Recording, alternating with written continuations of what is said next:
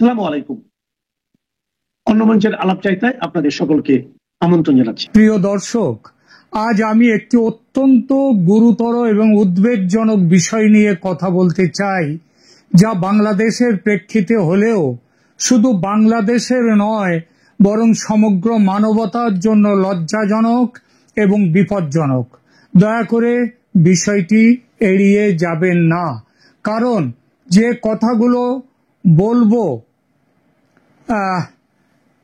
সেটা শুধু হিন্দুর কথা নয়, এটা সৎ, ভদ্র, মানবিক, মুসলমান সমেত সমস্ত মানুষের কথা, যারা সত্যিকারের মানুষ তাদের কথা। কারণ এটা মনুষ্যত্বের কথা, মানবতার কথা। আপনাকেও পালন করতে হবে এই মানবতা রক্ষার দায়িত্ব, কারণ আপনি মুক্তিযুদ্ধের সৈনিক, বঙ্গবন্ধুর ধর্মনিরপেক্ষ চেতনার শরিক।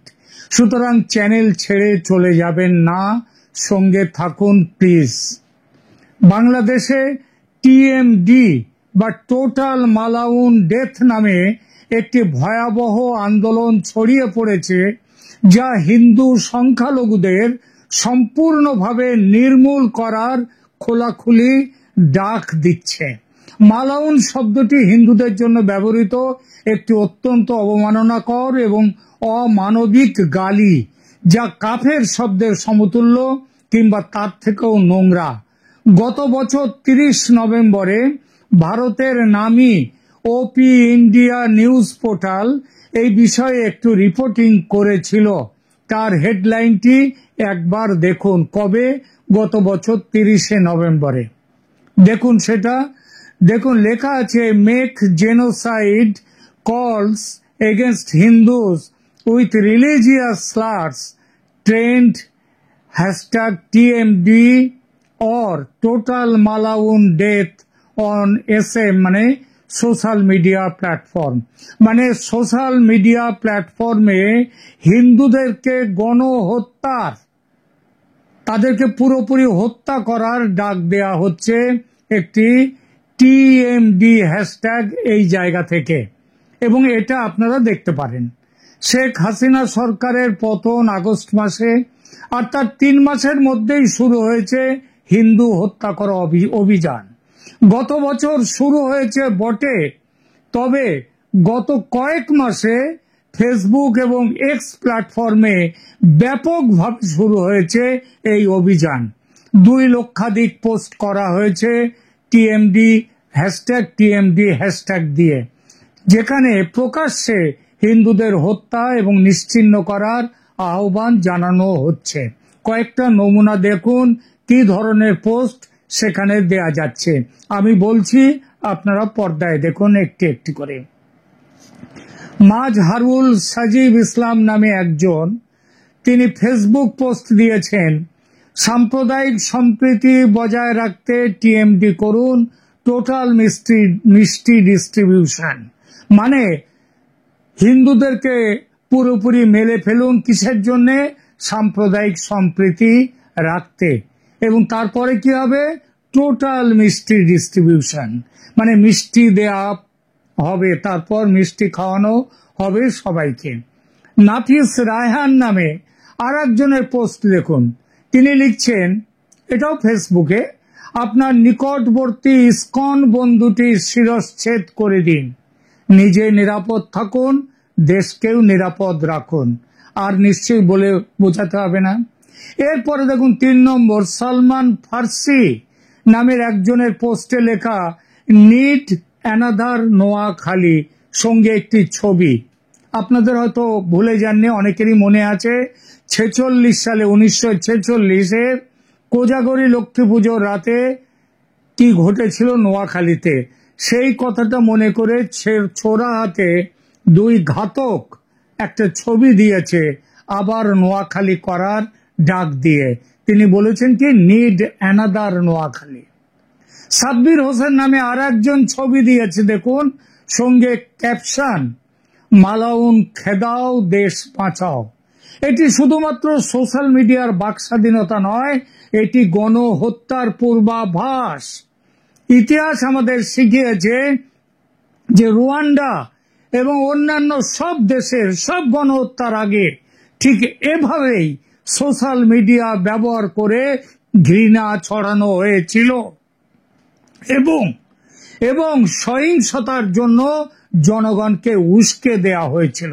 সবচেয়ে আশ্চর্যজনক বিষয় হলো এবং আশঙ্কাজনকও, সেটা হলো মোহাম্মদ ইউনূসের নেতৃত্বাধীন অন্তর্বর্তীকালীন সরকার এই সহিংসতা রোধে কোনো কার্যকর পদক্ষেপ নিচ্ছে না, বরং বারবার তারা এই হামলাগুলোকে নকল খবর বলে দাবি করছেন এবং ভারতের ওপর দোষারোপ করছেন যে ভারত মিথ্যে কথা বলছে। 2024 আগস্টে শেখ হাসিনা সরকারের পতনের পর থেকে 2025 সালের মাঝামাঝি পর্যন্ত বাংলাদেশ হিন্দু বৌদ্ধ খ্রিস্টান ঐক্য পরিষদের তথ্য অনুযায়ী 2442টি সাম্প্রদায়িক সহিংসতার ঘটনা ঘটেছে। এর মধ্যে রয়েছে হত্যা, নির্বিচার গণধর্ষণ, মন্দিরে হামলা, বাড়িঘর লুটপাট এবং ভাঙচুর। শুধুমাত্র 2025 সালের প্রথম 6 মাসে 258টি ঘটনা ঘটেছে। তার মধ্যে 27টি হত্যা, এটা সংখ্যালঘুদের, এবং 59টি উপাসনালয়ে মন্দিরে হামলা হয়েছে। ইউনাইটেড নেশনস হিউম্যান রাইটস তার অফিসের প্রতিবেদন অনুযায়ী এই সহিংসতা ধর্মীয় এবং জাতিগত বৈষম্য, ধর্মীয় প্রতিশোধ গ্রহণের ফল। এই সহিংসতার পেছনে একটি সুনিশ্চিত রাজনৈতিক এজেন্ডা রয়েছে। জামায়াতে ইসলামী এবং ন্যাশনাল সিটিজেন পার্টি তারা সমেত ইসলামী চরমপন্থী দলগুলো ভয়ঙ্কর শক্তি অর্জন করেছে। তারা জানে যে যদি বাংলাদেশে ব্যাপক সাম্প্রদায়িক সহিংসতা এবং অস্থিতিশীলতা সৃষ্টি করা যায় তাহলে নির্বাচন আরো বিলম্বিত হবে এবং তারা যতদিন না নির্বাচন হবে ততদিন তারা ক্ষমতায় থাকতে পারবে। নির্বাচনে না গিয়েও বর্তমান অন্তর্বর্তীকালীন সরকার ইতিমধ্যে আওয়ামী লীগকে নিষিদ্ধ করেছে এবং তাদের নির্বাচনে অংশগ্রহণের অধিকার কেড়ে নিয়েছে।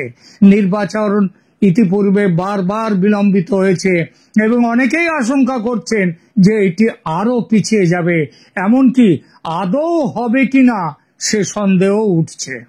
যেসব সন্ত্রাসী সংগঠনগুলো শেখ হাসিনার শাসন আমলে নিষিদ্ধ ছিল তাদের এখন মুক্তি দেয়া হয়েছে।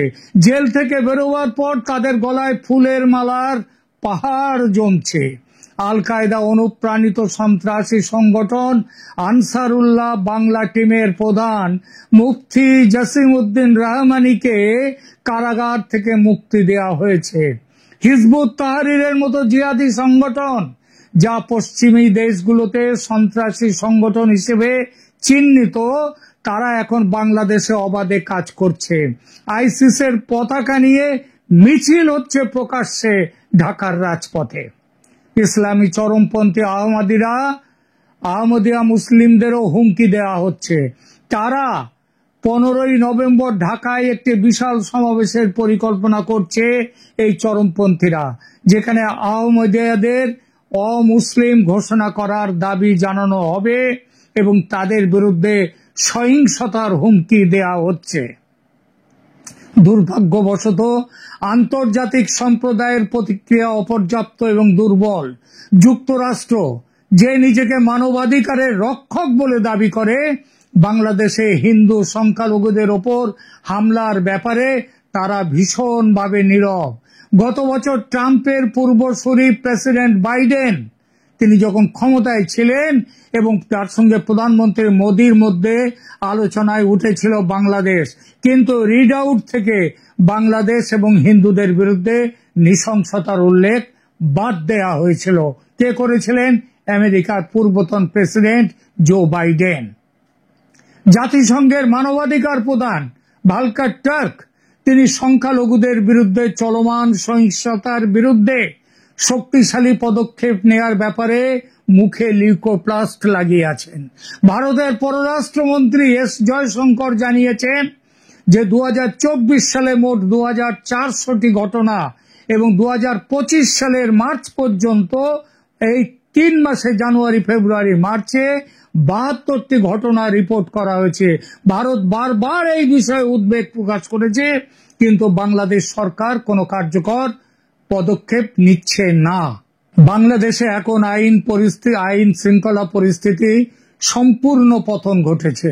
2024 সালের আগস্ট থেকে 2025 সালের জুলাই পর্যন্ত অন্তত 637 জন মবের দ্বারা লিঞ্চিং এর শিকার হয়েছেন। এদের একটা বড় অংশ হিন্দু। এই সংখ্যা 2023 সালে ছিল, মানে শেখ হাসিনার সময় ছিল সারা বছরে 51 জন, অর্থাৎ তার বৃদ্ধি হয়েছে 1250%। রংপুরে 2 হিন্দু ভক্ত রূপলাল দাস এবং প্রদীপ দাসকে প্রকাশ্যে লিঞ্চিং করা হয়েছে। প্রতি মাসে নদী থেকে গড়ে 43টি মৃতদেহ উদ্ধার করা হচ্ছে, যার 30% অশনাক্ত থাকছে। সাংবাদিক বিভুরঞ্জন সরকারের মরদেহ পাওয়া যায় মেঘনা নদীতে। অফিসে যাওয়ার পথে নিখোঁজ হন তিনি। নিখোঁজ হওয়ার কারণ, তিনি তার শেষ মৃত্যুর আগে তিনি একটি লেখা লিখেছিলেন, তাতে এই সরকার তাতে অসন্তুষ্ট হয়েছিল। ফলে তার মৃত্যু হলো এবং আত্মহত্যা বলে ফাইলও বন্ধ করে দিয়েছে পুলিশ। অপরাধীরা চরম আত্মবিশ্বাসী যে তারা শাস্তি পাবে না, তাই তারা দেশের নদীগুলোকে মৃতদেহ ফেলার জায়গা হিসেবে ব্যবহার করছে। অন্তর্বর্তীকালীন সরকার গণতন্ত্র এবং মানবাধিকারের নামে যা করছে তা তো বলার অযোগ্য। চরম নিপীড়ন, প্রায় 5,16,000 মানুষকে রাজনৈতিক কারণে ফৌজদারি মামলায় জড়িত করে জেলে রাখা হয়েছে। আওয়ামী লীগের 400 জন প্রাক্তন মন্ত্রী এবং সংসদ সদস্যের বিরুদ্ধে 1170টি মামলা দায়ের হয়েছে, যার অনেকগুলোই মিথ্যা অভিযোগে করা। সাংবাদিক এবং মানবাধিকার কর্মীদের হয়রানি করা হচ্ছে, জোরপূর্বক গুম করা হচ্ছে এবং নির্যাতন করা হচ্ছে। মুক্তিযুদ্ধ বিষয়ক একটি আলোচনা সভায় অংশগ্রহণ করার অপরাধে মজহারুল আলম পান্নাকে গ্রেপ্তার করা হয়। তার সঙ্গে আব্দুল লতিফ সিদ্দিকী, শেখ হাফিজুর রহমান এদেরও গ্রেপ্তার করা হয়। এছাড়া আবু আলম, সাইদ খান, নাজমুল হাসান, কালিমুল্লাহ সহ উল্লেখযোগ্য রাজনীতিবিদ ও রাজনীতির বিশ্লেষকরা 2025 সালে গ্রেপ্তার হয়েছেন। এদের সবার বিরুদ্ধে অ্যান্টি টেররিজম অ্যাক্টে মামলা দেওয়া হয়েছে। সন্ন্যাসী চিন্ময় কৃষ্ণের বিরুদ্ধেও একই ধারায় মামলা। বাড়তি আছে সেডিশন অ্যাক্টের ধারা। এখনো সবাই জেলে। এই প্রেক্ষিতে আমাদের কি কিছু করার নেই? আমাদের কি কিছু করা উচিত আছে? প্রথমত, আমাদের এই টিএমডি আন্দোলন এবং হিন্দু সংখ্যালঘুদের বিরুদ্ধে সহিংসতাকে প্রকাশ্যে নিন্দা করতে হবে এবং সোচ্চার হতে হবে। নীরবতা, আমরা যদি নীরব থাকি তাহলে মনে রাখবেন নীরবতা মানে হচ্ছে তাদের সহযোগিতা করা। দ্বিতীয়ত, আমাদের আন্তর্জাতিক সম্প্রদায়, বিশেষত জাতিসংঘ, যুক্তরাষ্ট্র, ইউরোপীয় ইউনিয়ন এবং অন্যান্য গণতান্ত্রিক দেশগুলোর কাছে বাংলাদেশ সরকারের ওপর চাপ প্রয়োগের দাবি জানাতে হবে, আন্তর্জাতিকভাবে আন্দোলন গড়ে তুলতে হবে। তৃতীয়ত, সোশ্যাল মিডিয়া প্ল্যাটফর্মগুলোকে দায়বদ্ধ করতে হবে। ফেসবুক এবং এক্স প্ল্যাটফর্মে এই হ্যাশট্যাগ টিএমডি দিয়ে 2 লক্ষাধিক পোস্ট করা হচ্ছে, যেখানে খোলাখুলিভাবে গণহত্যার ডাক দেয়া হচ্ছে। এই প্ল্যাটফর্মগুলোকে অবিলম্বে এই ঘৃণাপূর্ণ বিষয়বস্তু থেকে সরিয়ে ফেলতে হবে এবং যারা এটি ছড়াচ্ছে তাদের বিরুদ্ধে পদক্ষেপ নিতে হবে। চতুর্থত, বাংলাদেশ সরকারকে অবিলম্বে সংখ্যালঘুদের রক্ষার ব্যবস্থা করতে হবে এবং দায়ীদের বিচারের আওতায় আনতে হবে। তাদের মন্দির, ঘরবাড়ি এবং ব্যবসা প্রতিষ্ঠানে নিরাপত্তা নিশ্চিত করতে হবে। পঞ্চমত, আমাদের নিশ্চিত করতে হবে যে বাংলাদেশে একটি অবাধ, সুষ্ঠু এবং অন্তর্ভুক্তিমূলক নির্বাচন অনুষ্ঠিত হয়, যাতে হয় তাড়াতাড়ি। আওয়ামী লীগের নিষেধাজ্ঞা তুলে নিতে হবে এবং সকল রাজনৈতিক দলকে নির্বাচনে অংশগ্রহণের সুযোগ দিতে হবে। চরমপন্থী দলগুলোকে ক্ষমতায় টিকে থাকার জন্য সংখ্যালঘুদের বলি দেওয়ার অনুমতি দেয়া যাবে না। ষষ্ঠত, আমাদের বাংলাদেশের সাধারণ মুসলিম জনগণের কাছে আবেদন, যারা শান্তিতে বিশ্বাস করেন এবং সাম্প্রদায়িক সম্প্রীতিতে বিশ্বাস রাখেন, তারাই কিন্তু দেশের প্রকৃত সংখ্যাগরিষ্ঠ জনগণ, এবং যারা এই দাঙ্গা করে জাতি দাঙ্গা করে তারা কিন্তু অত্যন্ত সংখ্যালঘু। সুতরাং এই সংখ্যাগরিষ্ঠ মানুষদের এইসব চরমপন্থীদের বিরুদ্ধে রুখে দাঁড়াতে হবে। বাংলাদেশের হিন্দু সংখ্যালঘুরা এখন অস্তিত্ব সংকটের মধ্যে রয়েছে। 1947 সালে বাংলাদেশে হিন্দু জনসংখ্যা ছিল 22%, আজ তা নেমে এসেছে 8%। যদি এই প্রবণতা অব্যাহত থাকে এবং টিএমডির মতো আন্দোলন সফল হয়, তাহলে বাংলাদেশ সম্পূর্ণভাবে হিন্দু শূন্য হয়ে যাবে, যা একটি সাংস্কৃতিক গণহত্যা এবং মানবতার বিরুদ্ধে অপরাধ। আমরা আর নীরব থাকতে পারি না। ইতিহাস আমাদের বিচার করবে যদি আমরা এই সময় কিছু না করি। আসুন আমরা সবাই মিলে এই কুৎসিত রাজনীতি, এই নোংরা রাজনীতি, এই ভয়ঙ্কর সহিংসতার বিরুদ্ধে রুখে দাঁড়াই। বাংলাদেশের সকল নাগরিক, তারা হিন্দু, মুসলিম, বৌদ্ধ, খ্রিস্টান যাই হোক না কেন, তাদের সমান অধিকার রয়েছে নিরাপদে সম্মানের সাথে বাঁচার। ওই যে টিএমডি আন্দোলন, টোটাল মালাউন ডেথ, এই আন্দোলন শুধু হিন্দুদের বিরুদ্ধে নয়, এটি মানবতার বিরুদ্ধে একটি আক্রমণ, গণতন্ত্রের বিরুদ্ধে, সভ্যতার বিরুদ্ধে আক্রমণ। আসুন আমরা সবাই একসাথে এর বিরুদ্ধে রুখে দাঁড়াই এবং নিশ্চিত করি যে বাংলাদেশ একটি অন্তর্ভুক্তিমূলক, সহনশীল এবং গণতান্ত্রিক দেশ হিসেবে বিশ্বের কাছে সম্মানিত হবে। যারা শেষ পর্যন্ত আমার সঙ্গে আছেন এতক্ষণ, আন্তরিক কৃতজ্ঞতা জানাচ্ছি তাদের। ধন্যবাদ।